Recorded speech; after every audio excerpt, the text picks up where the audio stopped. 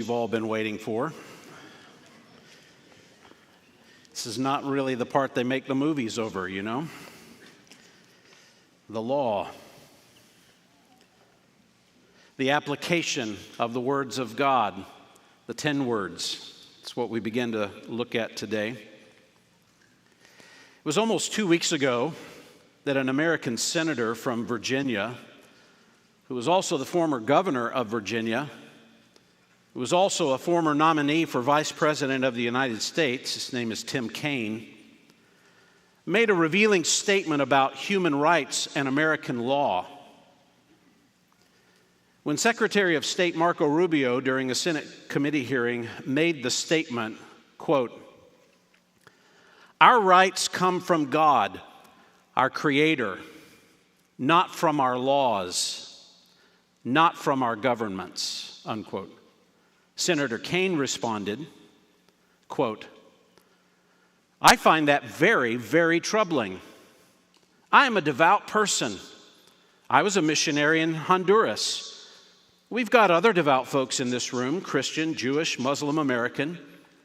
The notion that rights don't come from laws and don't come from government, but come from the Creator, that's what the Iranian government believes. It's a theocratic regime that bases its rule on Shia law and targets Sunnis, Baha'is, Jews, Christians, and other religious minorities. And they do it because they believe they understand what natural rights are from their Creator," unquote. What a fascinating statement, especially from a sitting U.S. senator who's been a U.S. senator for 12 years. Despite the fact that a sitting U.S. senator just contradicted one of the most foundational directive documents of our republic, the Declaration of Independence, which says, "We hold these truths to be self-evident, that all men are created equal, that they are endowed by their Creator with certain unalienable rights, that among these are life, liberty, and the pursuit of happiness." Despite the fact that Senator Kaine contradicts one of our founding documents, Mr. Kaine revealed that his view is that laws have no connection to anyone outside of human government. Laws, then, have no connection to God. That's his viewpoint. That is a worldview. That is a prominent worldview today, that our laws have no connection to God or to deity. It's just not a biblical worldview. And it's not a new worldview. Many nations throughout human history have constructed legal systems based on a variety of motivating factors, some of which have little to nothing in connection with God. Maybe it's the greater good, the desires of the dictator, the popular vision of the time, and on we could go. Ancient cultures had significant written codes of conduct, some of which tend to read very similar to that you'll find in the Old Testament, like what we're reading now. And that should not really surprise us. Some scholars conclude, with the similarities that you're going to find here in Exodus and other ancient written codes of law, some scholars conclude, well, Israel must have just copied their laws from those ancient cultures that pre-existed them. What's more likely is that ancient cultures had adapted their stories and their laws to what actually happened, replacing creation with God with stories involving many other gods. Because from what we know, from what the Bible tells us, Israel's account of the creation of the world and Israel's laws come directly from God Himself. It reveals what actually is. That means the other nations are actually mimicking what God established. And whether they realize it or not, ancient cultures that developed laws that valued life, opposed murder, stealing, upheld property rights of people were all reflecting a recognition that people are actually made in the image of God. What they value is ultimately connected to what is instilled in them by their Creator. even when they try to remake it all. Israel's laws came directly from God, the Creator. Israel did not construct them. They did not originate these laws from among themselves. This wasn't Moses sitting down on the mountain thinking, what would be a good way to live among us? This was divine dictation. God said this, Moses wrote it down, Israel was to obey it, as if these were the very words of God, because they were. So as we've been studying in the Ten Commandments, Israel's laws were given as a means of showing the rest of the nations what it looked like to appropriately display the image of God. How do you show the world the character of God? You show it through the people of God and how they live. And the display of the image of God is seen in how we love God supremely and then love each other appropriately. And as we saw, the Ten Commandments of Exodus chapter 20, that was actually the preface to the rest of the legal code that would govern the nation of Israel. So what we find beginning in Exodus 21, going all the way through Exodus 23, are a more detailed legal description of cases or case law, examples of how loving others and respecting property and honoring truth, etc., looks in the everyday life of God's people. These laws are directly related to God. You cannot separate these laws from what they say about the Creator. How Israel would live according to these laws told the rest of the world, what kind of God do you serve? It's the whole point of the law. They're directly related to God. The chief motivation for having and obeying any and all of these laws was to demonstrate loyalty, love, devotion to the one true God. And we would see how a people love God by how they then love each other. If you have laws that have no connection to God, what would ever then motivate obedience to those laws? Would it just merely be the fear of government? Well, that's how some nations are run. Who or what will define those laws? Would it be every just cultural whim of the more politically active? Would it just be the influential class of the nation that determines what laws will be and how people will act and respond? What happens to a society that derives its laws from shifting cultural pleasures that change so often and change so violently? One act of violence we might determine deserves another act of violence for no connection to God, no relationship to Him, just because we're angry. What kind of culture will you create if it's driven by anger? No, Israel's laws came from God because they would reflect God. They were motivated to obedience because the people of God loved God. And that would express a stable, lasting love for each other. The overriding emphasis that we see in Exodus 21 to 23 is how these laws display love for others. These chapters contain the laws that would govern Israel so that they would love others in a way that loves God. This morning we're just going to focus on chapter 21. It'll probably stir up enough problem that we have to wait till next summer to get to chapters 22 and 23. Because next week we'll get back to Revelation, doom, gloom, judgment, etc. Actually, we'll get back to the glory of God expressed in His judgment and His soon return. But today we'll just focus on Exodus 21. And these are laws that express a love for life. Laws that preserve, protect, honor, and value the life of those who bear the image of God. Exodus 1 describes laws that love other people out of a love for God. That's the great theme of the chapter. Loving others in detail because of a love for God as a priority. So, What kind of laws in Israel would show a love for others in a way that prioritized the love for God? That's what we're going to look at. We'll see two emphases today in Exodus 21 that governed Israel so that they would love others out of love for God. Just two emphases. First, laws that protect the least influential. Laws that protect the least influential. Who would be the least influential in Israel? Slaves. These are the laws that govern slavery. Now, before we look at the details, look carefully at verse 1. Now, these are the ordinances which you are to set before them. The ordinances. You compare this to what we saw in Exodus 20, verse 1, when we saw the revelation of the words of God, the 10 words, the 10 ideals.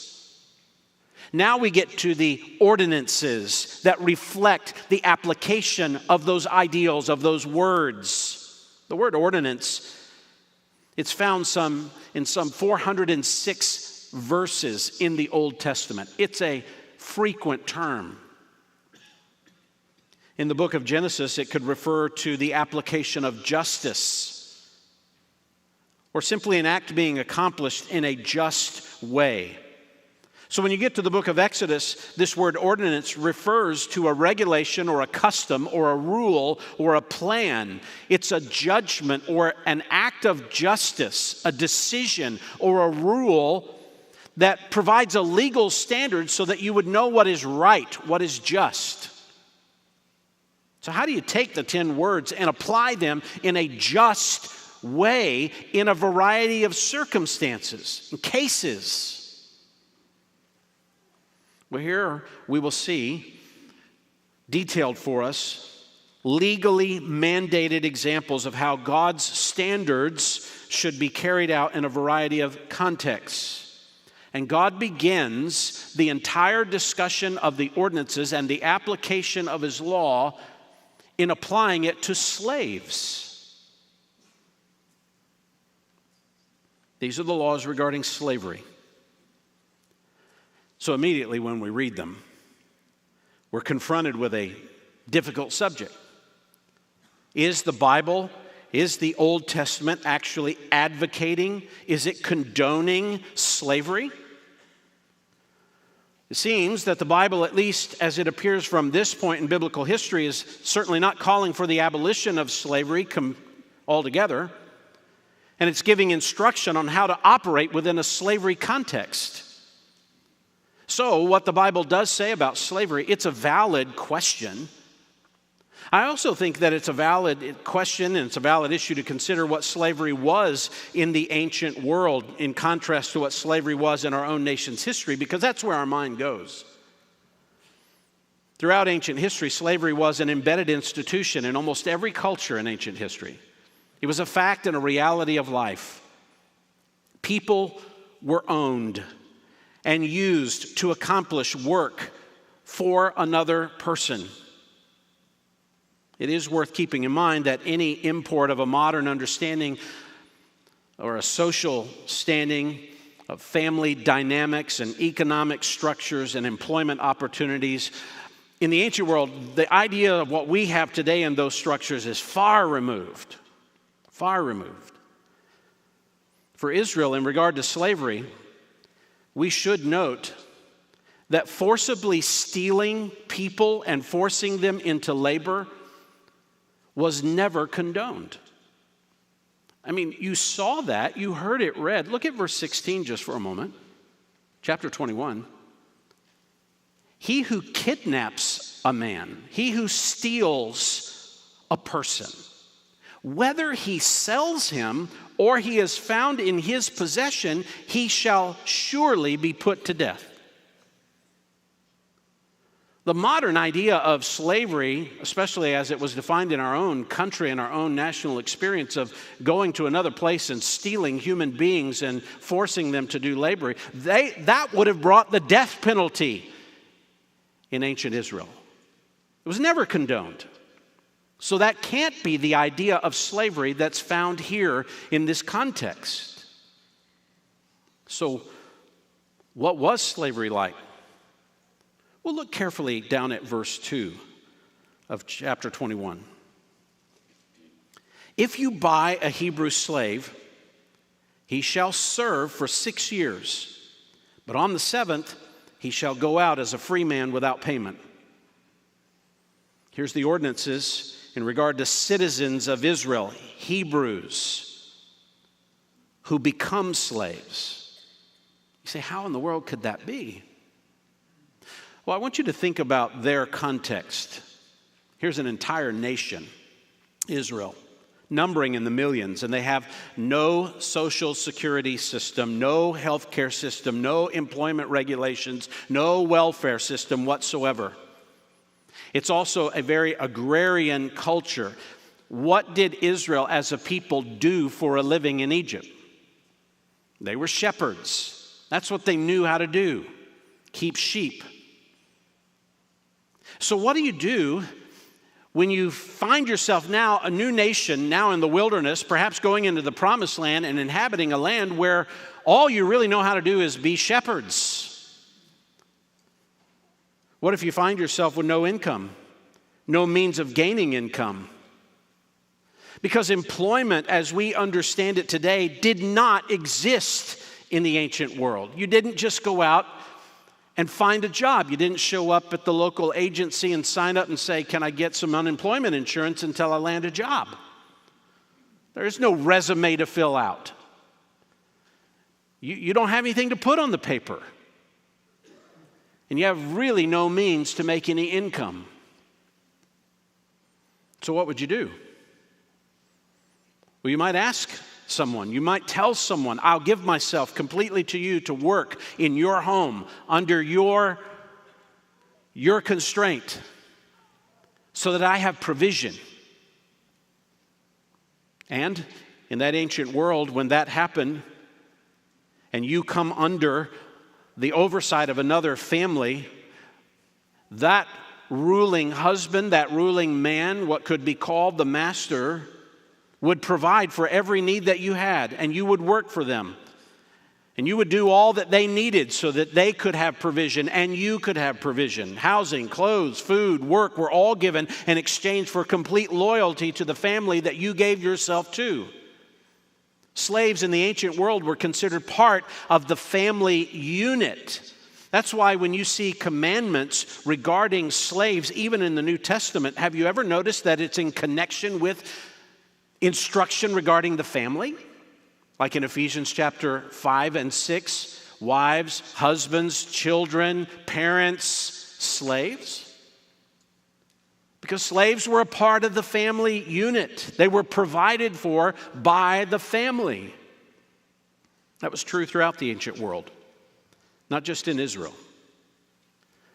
What is interesting to note in ancient cultures, some of those ancient cultures had rules regarding slavery. Not all of them, because not every ancient culture cared. They had slaves, but they didn't care how slaves were provided for. They were slaves. They were viewed as simply owned property. In some cultures, the Code of Hammurabi, for example, there were slave rules. But when you found those slave rules, they were at the very end of the entire structure of laws. Almost like something they added at the very end of it. Where did the laws regarding slavery begin in Israel's law?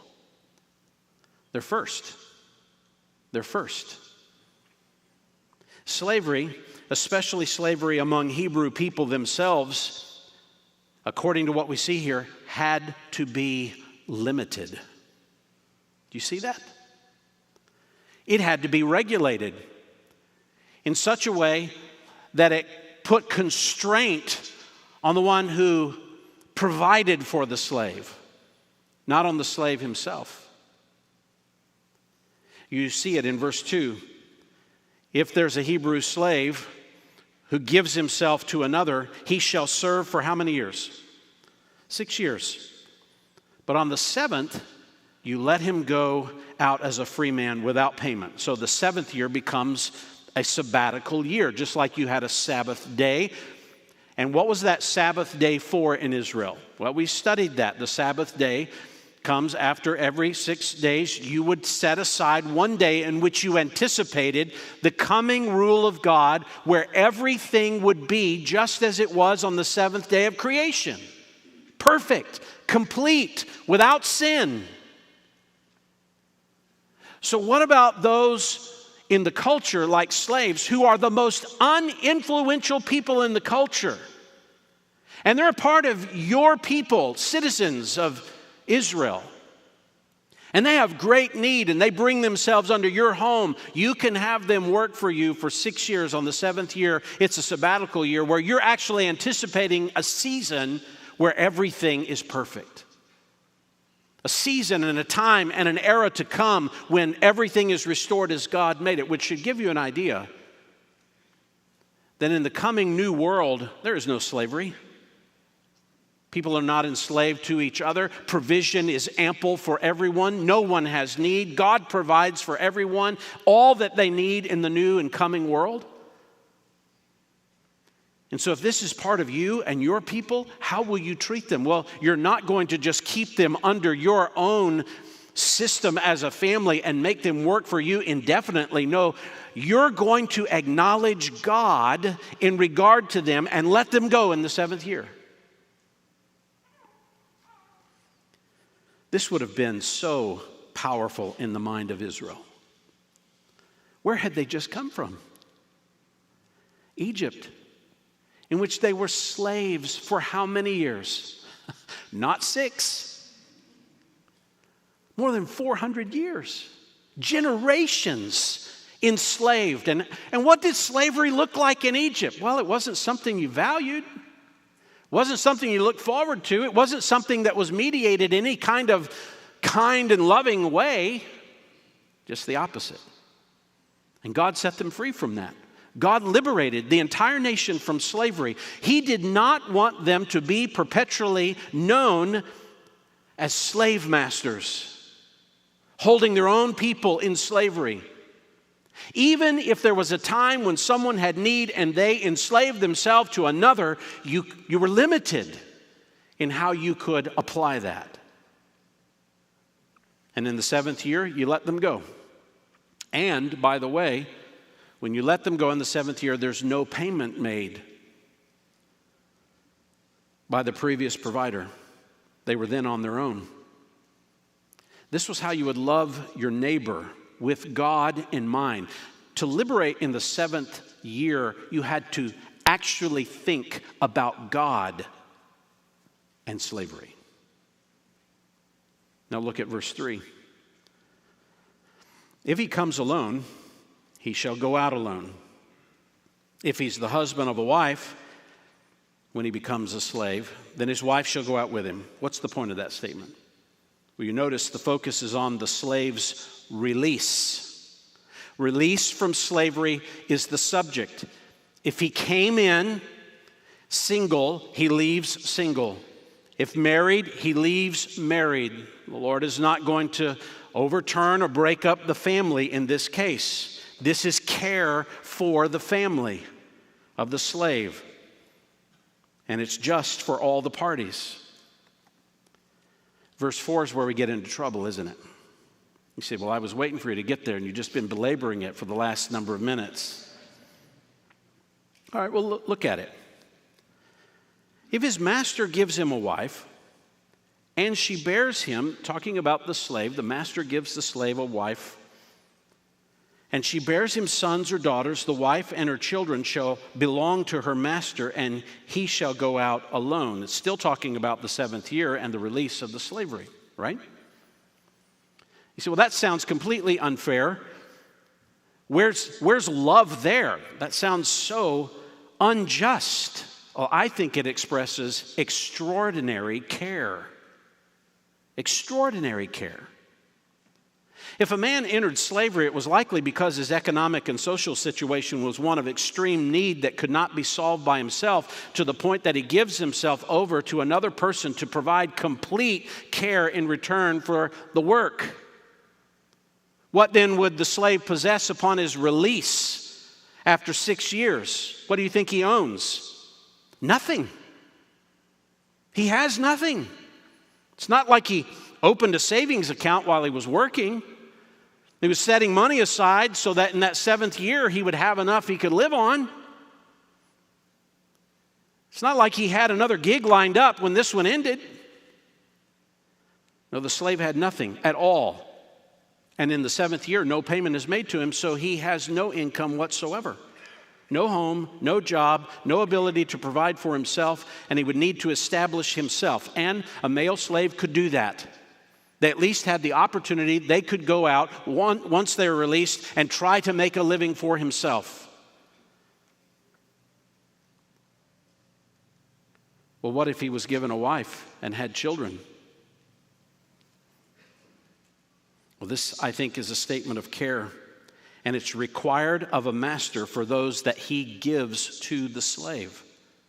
The picture is a hardship for the slave and his family might actually be created by the 7th year liberation. The slave has the opportunity to establish an income over time, but his wife and children would not. They would have nothing to maintain care for the most vulnerable in this situation created by the 7th year liberation. The master is obligated to care for the wife and children of the released slave. That's why you see a quick pivot in verse 5. But if the slave plainly says, I love my master, my wife, and my children, I will not go out as a free man.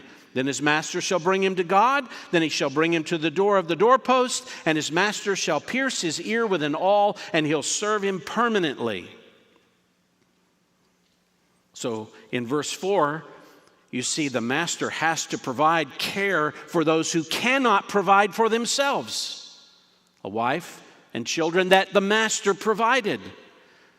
And perhaps it is that when this slave goes out and he finds an income and he's able to establish himself, the family can be reunited. But it's very likely that that man says, no, I don't want to leave my family or the care of my master. And he actually says here that there's a relationship constructed on love. Did you notice that in verse 5?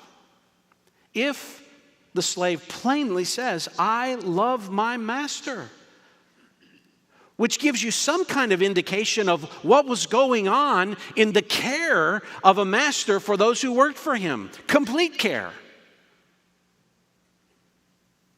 I love my master. I love my wife and my children. I'm not going out as a free man on my own to try to figure this out on my own when I have nothing. I'll stay under him. This is a good situation. This is a good employer, as it were. He cares for us. He provides for us. This is good work. And he stays with him. Then he has to go before God. This could be to the tabernacle. This could be just a statement. Perhaps a priest was involved, and it could have been in relationship to the master's home where his ear was placed on the doorpost of the home to indicate that he now belongs to this home. And a permanent mark is made for him to say he is permanently connected to this family, which means that the master would have to provide complete care for this man and his family for the rest of their lives. So that people in Israel were caring for one another and their needs. This is provision for the needy. This is love from the provider. This is care for those who are the most vulnerable to be taken advantage of, the least influential in the culture, who can't do anything for themselves. Verse 7, this one probably troubles us a little bit. Well, if a man sells his daughter as a female slave, and you stop right there and you say, what is he thinking? He sells his daughter as a female slave, and well, she is not to go free as the male slaves do. Well, that, you just read that verse in America, and you're likely to be arrested. So she's not as valuable as the man? Well, consider the situation again. The man selling his daughter is in such a financial position he cannot provide for her, he cannot provide for his family, and he sells his daughter in order that she would be provided for. She's brought under the care of another because he cannot provide for his family. She gains security and safety. So what happens in the 7th year, in the year of liberation? Is she set free? Is she going to go out and be able to get a job? Not likely. It's not how it worked in the ancient world. Would she be able to go and establish herself in her own career? Absolutely not. What would she have, and what means of support would she gain? Nothing. Nothing. So, you don't let her go out on her own. You keep providing for her. She's one of the most vulnerable and the most needy in the culture. And if you love God, you show it in loving people by showing the most needy in your society the greatest care.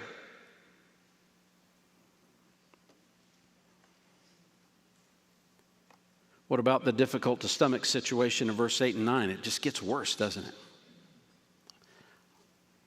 If she is displeasing in the eyes of her master who designated her for himself. Let's just stop right there for a moment. What does that mean? Well, she was sold under a master, and perhaps the master then says he's bringing her as his wife. Or, as was frequent in the ancient world, men had multiple wives. It's not God's design. It's not God's original design, but it was permitted in the ancient world without the extreme judgment of God. We see it in the lives of Abraham and others.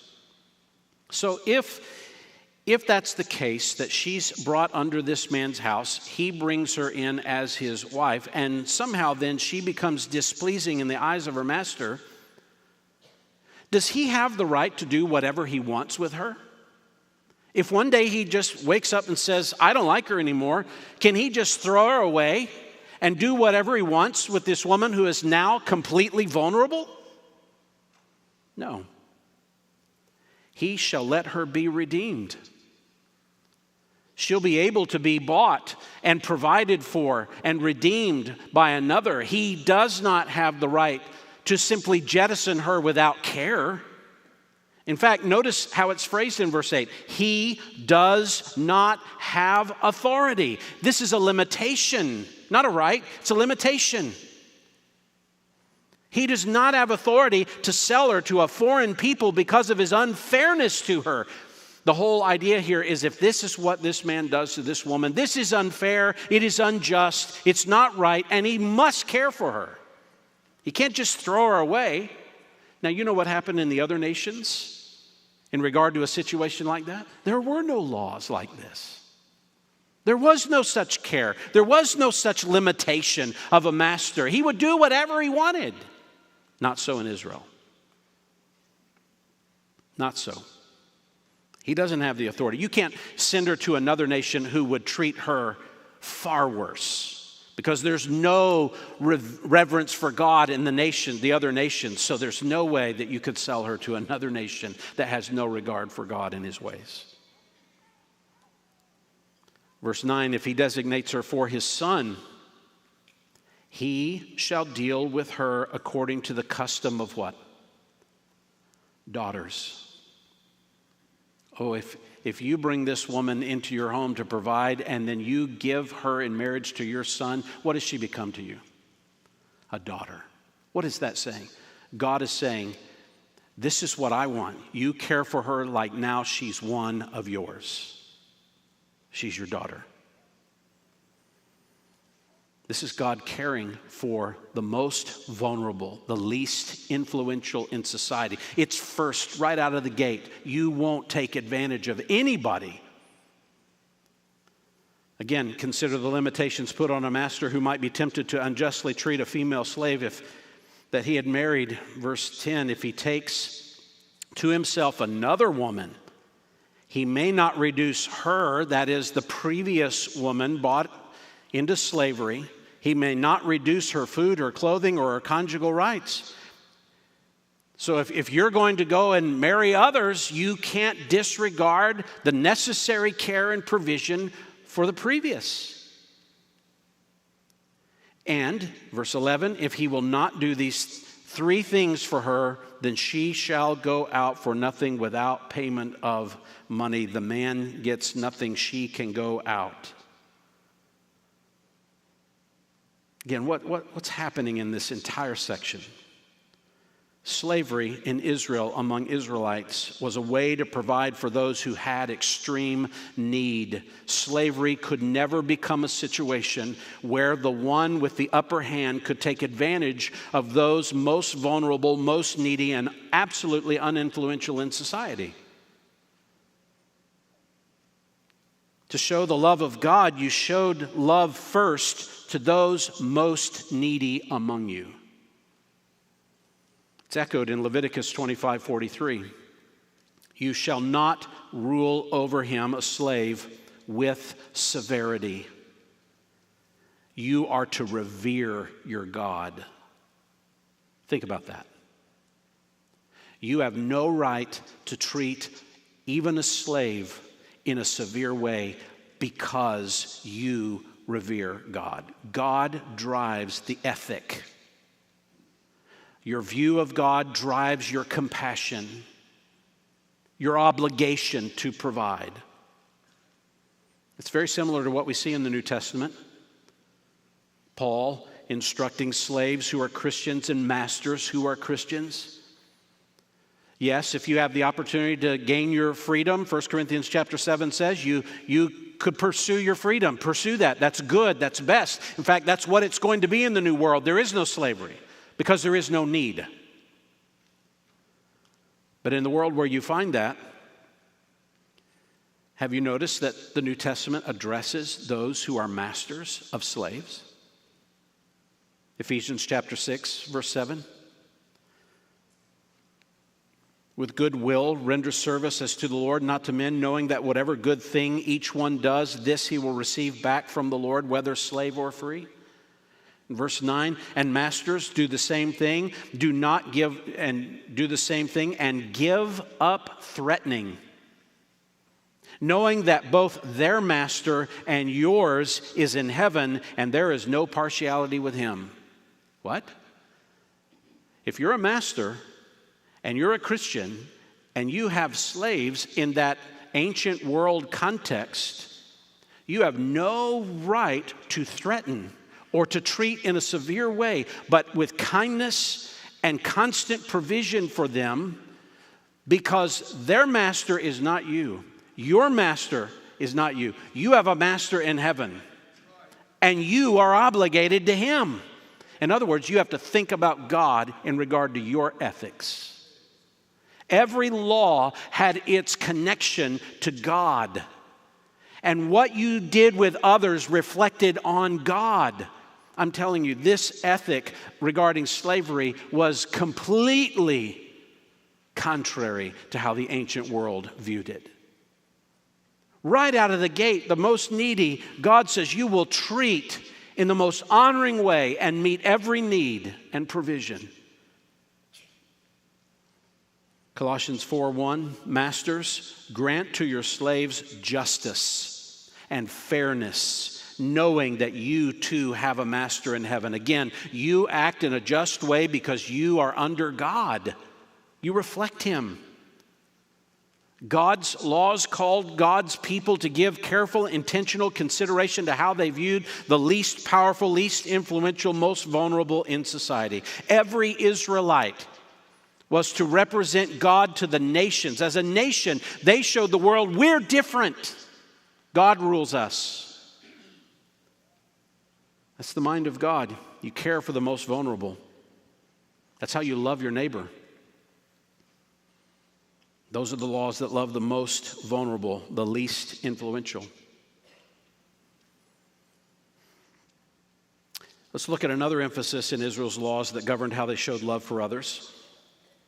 Second part of this is from verse 12 to verse 36. These are laws that value every life. So you're going to protect the least influential, and you're going to value every human life. You're going to value all life. That has to define you. You love those and you provide for those who can't provide for themselves, and you value life. That's what we find in verses 12 through 36. These are laws regarding personal injury, laws that love and value human life. I know that they appear to be very detailed, they're specific, they're sometimes very difficult to relate to the way that we see life today, but these laws were so significant for an ancient people. Especially significant in light of the surrounding nations who did not value life to this degree. Life was not valued at all. It could be thrown away because they didn't see themselves, other nations, in relationship to the Creator. And certainly they didn't see themselves in relationship to Yahweh, the God of the Bible. So here's how Israel was to display the priority of Yahweh and value people created in His image. Fundamentally, humans should preserve life by protecting life from the kind of personal injury that puts life at risk. There's all kinds of laws here. First, he starts with laws regarding injuring any kind of person, any person. Verse 12, he who strikes a man so that he dies shall surely be put to death. That's pretty plain, isn't it? It's fundamental. Goes back to the 6th commandment. If you murder, you receive the death penalty. Why? Because you don't value life. If you show that you have no value for human life, you're a threat to the rest of the community. You don't represent God. You're contrary to God's ways. He who strikes a man so that he dies is acting out of an unholy anger that is spilled over to strike another person so that his life is ended. I mean, we saw 2 very significant examples of that this week, did we not? Where raw anger with no connection to a value of God spilled over into an intentional taking of human life. One on a subway, caught on video. It's horrifying. Another on a college campus, where 2 people who do not value life thought they had the right just to take life. Again, in ancient Israel, and according to God, even before Israel's laws, you can see it in just the new world that was created after the flood in Genesis chapter 9. If you take life, your life will be taken because you show no value for life. You show no value for God because you don't view people as created in God's image. You don't look at them and say, they're bearing the very image of God. I can't touch or harm them in a way that has no concern for life. That devalues God. This was absent from the mind of those 2 individuals this week, and countless others where murders have been committed in our country and around the world.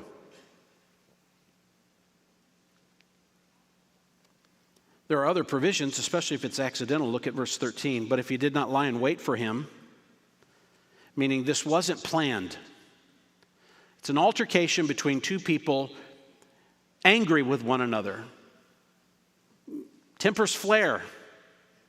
And it says, God let him fall into his hand. This is fascinating. It's as if to say, there's an altercation that takes place. It wasn't planned. It flares up. And by the providence of God, one man loses his life because of the altercation. It wasn't premeditated. It wasn't right. Because now God says, if by my providence I allow this to happen, then I will also provide a place of mercy where the murderer can go. He can flee. And that's the way he would preserve his life, because he didn't do this intentionally. It wasn't out of just raw devaluing life or God. It was accidental. So I'll appoint a place. You can read about them in Numbers chapter 35. He has to run to that place because you took a human life. Even if accidental, you have to value life. And so you have to go and spend the rest of your life in one of these cities of refuge. And if you ever walk out of that, then the murderers, the one murdered, the family members of them can take your life legitimately because God values life. If, however, verse 14, a man acts presumptuously toward his neighbor so as to kill him craftily. What does that mean? He planned this. He secretly planned it. laid it all out. Here's how I'm going to take it. Here's how I'm going to do it. Then you are to take him even from my altar. You say, what? What if this guy planned this out, but he runs to the tabernacle, grabs hold of the altar and says, but I've sinned.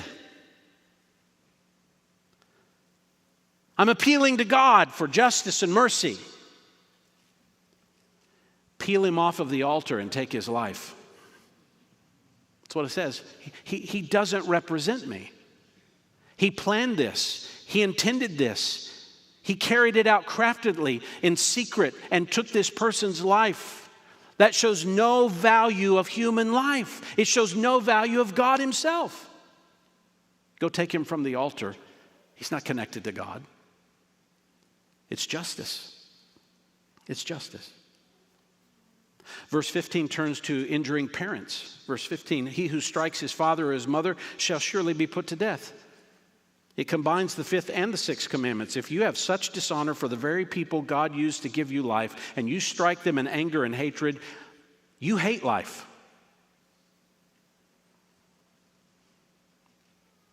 Our culture was just looking at this one again, staring it in the face in the last few weeks. Did you hear about the Menendez brothers from the early 90s? I mean, some of you, I'm looking around the room, you have no idea who they are. It was such a long time. It was over 30 years ago. I remember it well. I actually pastored a church where one of the jurors was one of the deacons of our church. Some fascinating conversations we had about that. But they came up for parole, which I thought was interesting because they were sentenced to life in prison without the possibility of parole because of the brutality of the murders. They went in and unloaded shotguns on their parents. And because mom still seemed to be breathing, one went back out to the car, reloaded the gun, came back in and shot her until he couldn't hear her breathing anymore. Absolutely brutal, unparalleled kind of violence. Even California said, you can't get out of jail until they changed the law. And said, well, maybe we should give them another chance. And you're like, that's California. Well, think about this. Even there, in that system, when the current system was looking at the case again and the behavior of the perpetrators and the brutality of the crime, even in California, under new laws, they couldn't let these guys out. There was at least still a vestige of conscience. Because what you've done to parents is so heinous. Well, if you can't value those who gave you life, you don't value life. Verse 16 we've talked about already. This is stealing people. He who kidnaps a man, whether he sells him or he's found in his possession, shall surely be put to death. You can't steal a person and possess them by stealing them. You don't value life. The death penalty was applied for that. Because you don't regard the image of God. That's what you're saying if you do that. You have no regard for the image of God. And that's exactly how slavery was in our country. People were viewed as if they weren't people. That they weren't human beings who carried the image of God completely and fully. In Israel, that would have brought the death penalty. What about verse 17? This seems to be similar, different, and in our minds, maybe lesser than what we see in verse 15 about parents. It's cursing parents. Verse 17, he who curses his father or his mother shall surely be put to death. You say, well, really? The death penalty for saying a derogatory word? Well, that's not what a curse is. A curse is calling for God to kill someone. Calling for God to bring judgment down on someone. It means you don't want your parents to live. You're calling down God's judgment on them. It means you really have no regard for their life. You lose your life because you say, I don't value life. Verses 18 and 19 are quarreling injuries. What about anger towards someone that results in violence but not death? Well, that's not a love of life. The loveless actions of violence that don't result in death still must receive justice. Look at verse 18. If men have a quarrel, it means there's anger. There's hatred in their heart toward one another, and one strikes the other with a stone or with his fist, and he does not die but remains in bed. If he gets up and walks around outside on his staff, then he who struck him shall go unpunished, meaning he won't die, because life still exists. He didn't take life, but he shall pay for his loss of time. You'll make sure that he is not out anything that he could have worked for and made provision for himself. And he shall take care of him until he's completely healed. What do you think that would look like in our world?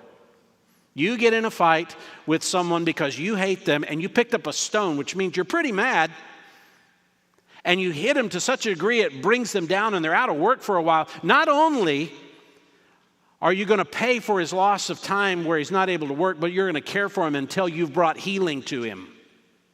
Something will have to have changed in your heart, in how you view them and how you view life. This is God saying, you don't treat people with disregard. You treat them with care, kindness, provision. What about injuring a slave? Verse 20. If a man strikes his male or female slave with a rod and he dies at his hand, he shall be punished. If, however, he, and I think you can read there, or she survives a day or two, no vengeance shall be taken, for he is his property.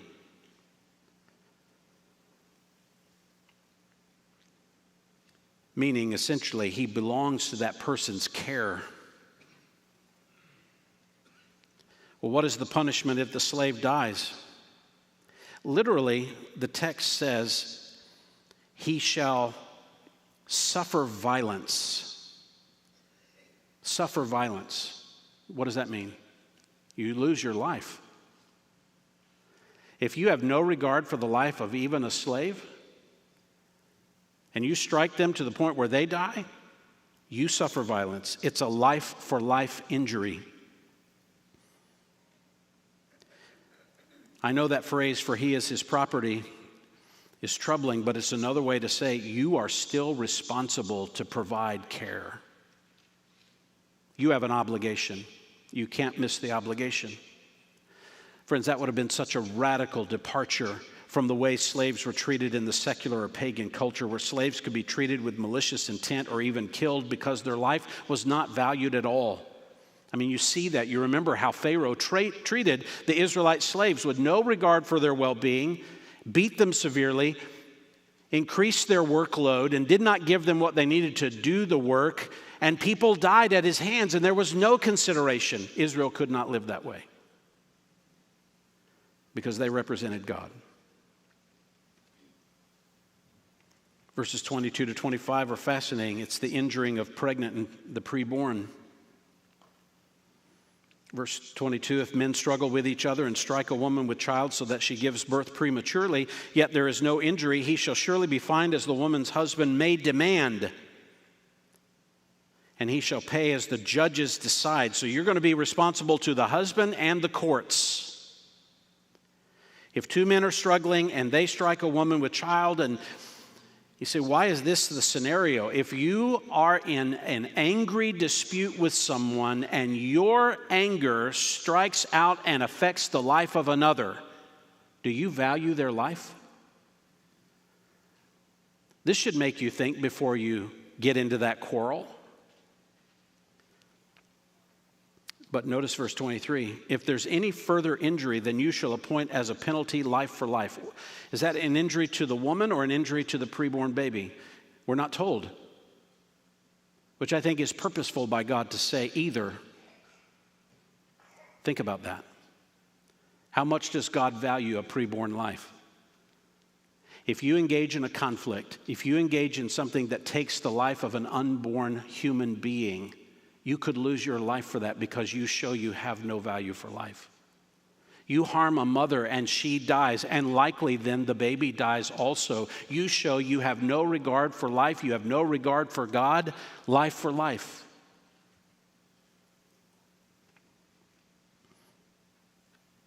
What if you harm a slave and simply You don't kill them, but you maim them. Verse 26, if a man strikes the eye of his male or female slave, either one, and destroys it, he shall let him go free on account of his eye, because you've now created a hardship where he's perhaps not able to work.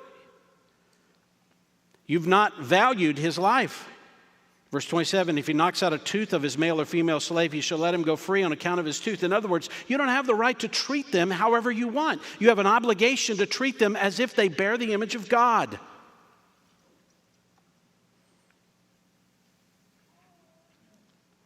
What about an animal? That's where they go next. Verse 28. If an ox gores a man or a woman to death, the ox shall surely be stoned, and its flesh shall not be eaten. I don't know what it's like to stone an ox. That's some pretty big stones. But the owner of the ox shall go unpunished. So if you have just an incident, the ox gores someone, the ox dies. If, however, verse 29, an ox was previously in the habit of goring, and its owner has been warned, yet he does not confine it, and it kills a man or a woman, the ox shall be stoned, and its owner shall also be put to death. Why? Because the owner shows, I know that this animal is taking life, and I have no regard for life. Life for life.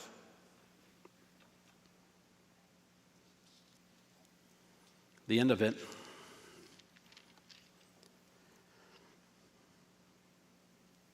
Verse 33. If a man opens a pit, digs a pit, and does not cover it over, and an ox or a donkey falls into it, the owner of the pit shall make restitution. He shall give money to its owner, and the dead animal shall become his. That'd be interesting, wouldn't it?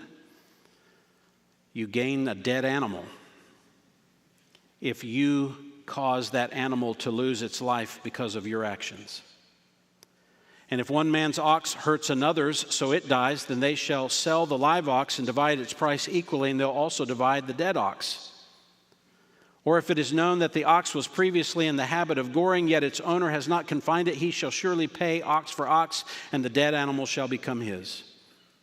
Interestingly, the death penalty is not applied because animals aren't created in the image of God. Do you see the connection? You see, well, what's the point of all of this? Do you value life? And how does that work out in the details? Do you value life? There's all kinds of issues that go on day in, day out. You're going to get in a conflict with someone. Do you value life to such a degree you would control yourself because you believe you're accountable to God and you believe that they are created in the image of God, so you have to watch what you say? You have to watch how you act because you believe you're accountable to God? This is nothing short of the rule of God among his people so that the nations see the rule of God, the justice of God, the kindness of God, the provision of God. Has to be seen in how we love one another because that shows the world what we think of God. That was Israel's point. And by the way, it's ours. Now, we can get into this great discussion on whether or not all of this means that America should have these laws. And that would be a far departure from what this text is saying. America is not Israel. It is not the chosen nation of God. However, let's think of it this way. What kind of ethic should rule us if Christ is ruling us as God's people? Probably an ethic that looks very similar to this. The purpose of the church is not to create laws in a culture according to the Old Covenant law. The purpose of the church is to evangelize people to make them disciples of Jesus. And when they become disciples of Jesus, they begin to influence the culture. And what will the culture then begin to look like? It's pretty simple. You can go create all the laws you want until you affect the heart. It's not going to really affect the society. I certainly want laws that reflect righteousness. That's how I vote when I go into the voting booth. I want to reflect what I think is a righteous way of living. But my primary focus as a congregation, as a church, as a Christian, is the evangelization of those who don't come under the rule of God. So we have to ask ourselves, what does the rule of Jesus look like among us as we simply relate to one another, as we care for one another, as we provide for the most needy among us? Do we look like we value people created in the image of God in the way we treat one another and interact with each other and handle our disputes among one another? Because the world is watching us too.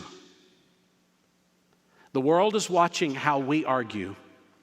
The world is watching how we create disputes. And if the Lord Jesus Christ, who perfectly obeyed the Father and gave us the power to be able to live out a righteousness that reflects Him, and He rules us, the world should see the character of God in us. We should bear His image as the body of Christ. No, we're not Israel. We're the church.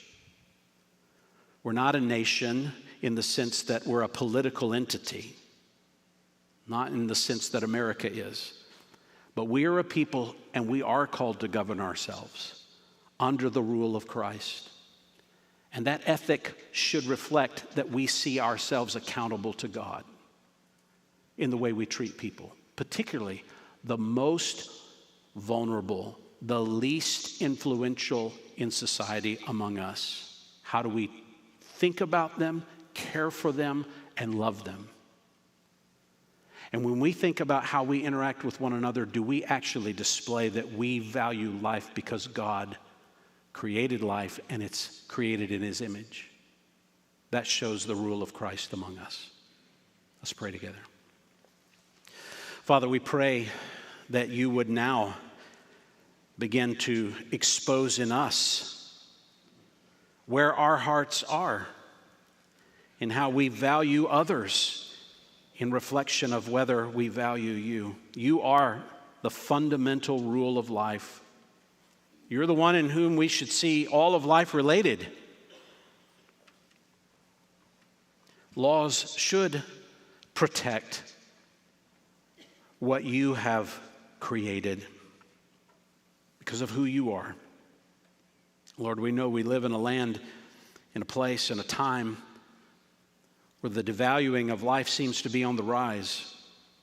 We pray that that would not be because the church is filled with angry people. Let us be a people, Lord, who are known for our forgiveness, known for the purity of relationships that we have among us, known as a kind and providing people for the most vulnerable and the least influential. Help us to be a people who don't just fight for life, but we preserve, we provide for those who have great need because we value